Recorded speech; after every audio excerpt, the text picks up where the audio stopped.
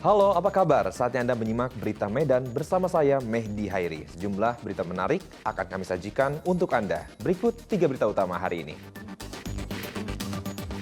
7 hari dilaporkan hilang seorang remaja 15 tahun ditemukan tewas mengambang di aliran sungai Labiang, Kabupaten Karo.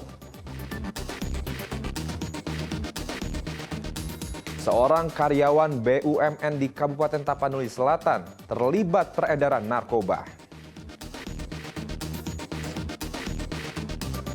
Gunung Dolok Simbolon di Kabupaten Simalungun menjadi saksi sejarah hadirnya warga Batak Simbolon di Nagori Dolok Simbolon.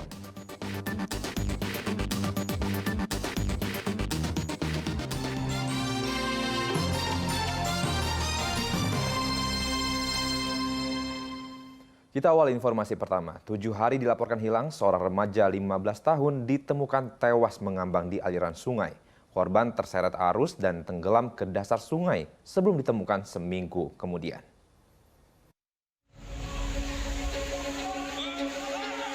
Begitu melihat jasad Rizky, warga dan petugas gabungan langsung mengevakuasi remaja berusia 15 tahun ke permukaan sungai Labiang, Kecamatan Kabanjai, Kabupaten Karo. Sebelumnya, korban dilaporkan hilang saat berenang bersama 5 orang temannya. Lantaran terbawa arus, korban diduga tenggelam ke dasar sungai. Jasadnya baru ditemukan seminggu kemudian, 4,5 km dari pertama kali korban dilaporkan hilang. Ke bawah untuk mencari, tiba-tiba sampai di bawah ya kami menemukan jenazah. Posisinya apa, Bang? Posisinya telungkup lah. Jadi dibantu beberapa teman, Bang? Ada 4 orang, bapaknya, abangnya, sama pamannya 1. Dalam evakuasi ada kendala, Bang? Tidak ada, lancar. Lancar ya, Bang? Dibantu sama anak lo bawang lah untuk mengangkat jenazah. Setelah dievakuasi, korban dibawa ke Rumah Sakit Umum Daerah Kabanjai. Sejumlah warga dan kerabat berdatangan ke ruang jenazah untuk menemui dan mengucapkan bela sungkawa kepada keluarga korban. Tuti Alawiyah Lubis melaporkan dari Kabupaten Karo.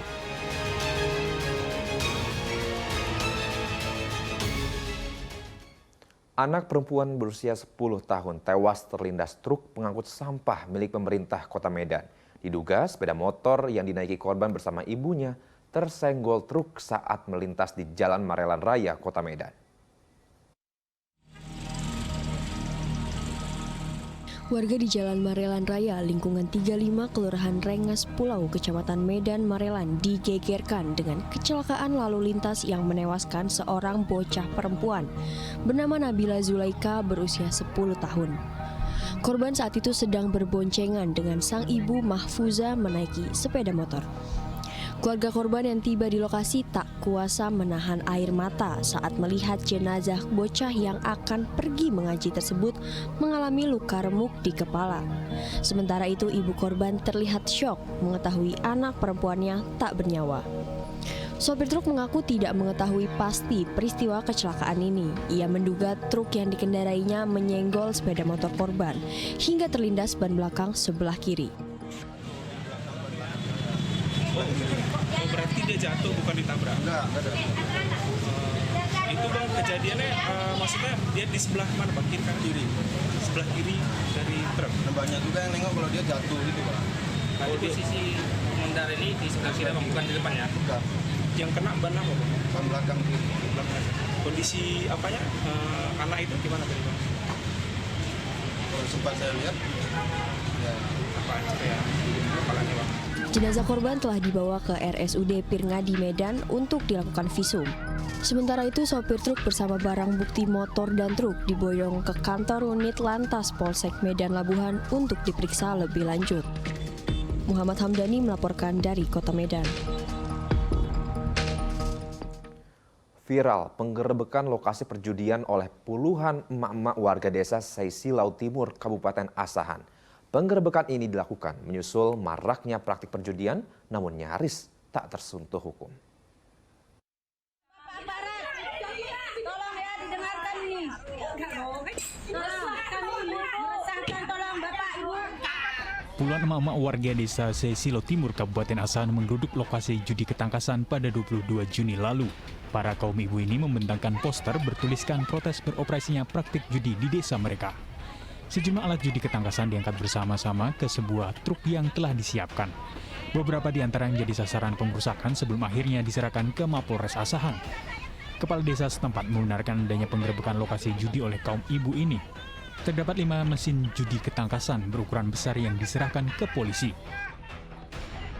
Sebelumnya mama ini, termasuk ibu-ibu perwiritan, ibu PKK, udah ada beberapa orang datang ke rumah menangis bahwasannya keluarganya ini, bapak-bapaknya ikut berjudi sehingga banyak dikorbankan seperti pergi bawa kereta pulang jalan kaki. Ada juga yang biaya kuliah anaknya juga dibawanya.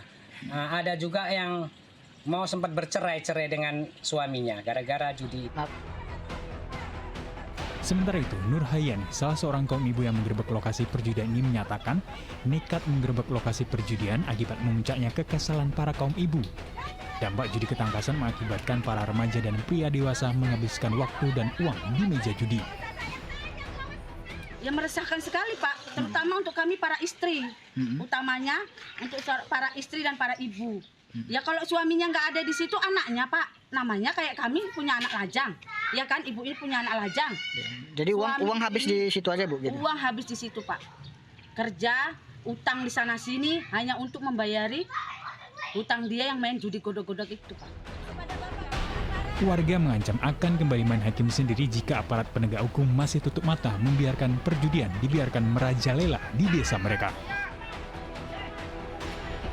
Tuti Alawiyah Lubis melaporkan dari Kabupaten Asahan.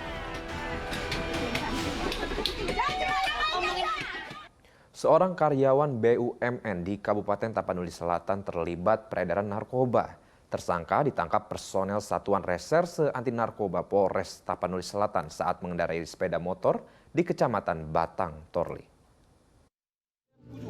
Sama siapa?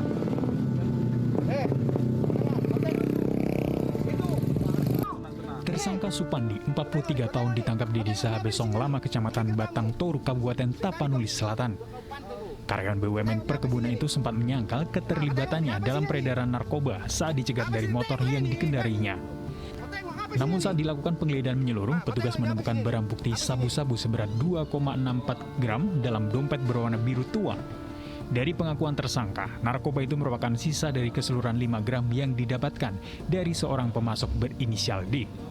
Tersangka Supandi berperan sebagai pengedar sabu-sabu.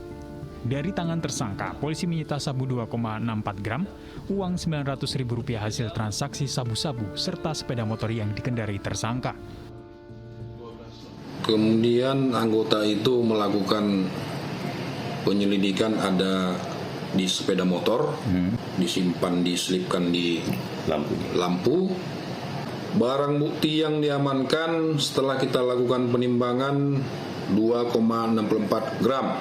Yang kita duga adalah sabu-sabu. Tersangka terancam hukuman penjara maksimal 20 tahun penjara. Polisi kini masih memburu sosok ke tersangka Supandi. Tuti Alawiyah Lubis melaporkan dari Kabupaten Tapanuli Selatan.